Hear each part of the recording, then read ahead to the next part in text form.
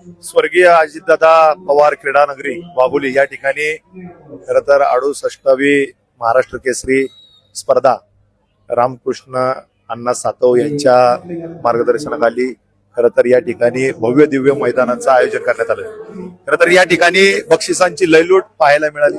तब्बल 18हून अधिक बुलेट, त्याचप्रमाणे फॉर्च्युनर सारखं आकर्षक बक्षीस या ठिकाणी रामकृष्ण अण्णा यांनी या ठिकाणी खास पैलवानांना खरं तर एक चांगले दिवस पुणे जिल्ह्यामध्ये खऱ्या अर्थानं मोठमोठ्या स्पर्धा आयोजित केल्या जातात आणि हे खरं पैलवानांसाठी एक चांगले दिवस आहे।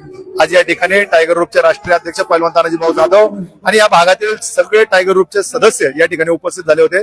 या ठिकाणचं आयोजन अतिशय परफेक्ट नियोजन, खऱ्या अर्थानं मला असं वाटतं की गर्दी पाहिल्याच्या नंतर या ठिकाणी खचाखच मैदान भरलंय आणि नियोजनही अगदी सुपर या ठिकाणी रामकृष्ण अण्णा यांनी केलेलं आहे। त्यांना खूप खूप शुभेच्छा। खरं तर नेहमी टायगर ग्रुपचे राष्ट्रीय अध्यक्ष पैलवान तानाजी भाऊ जाधव हे नेहमीच युवा पिढीला एक चांगलं मार्गदर्शन करण्याचं काम करत असतात।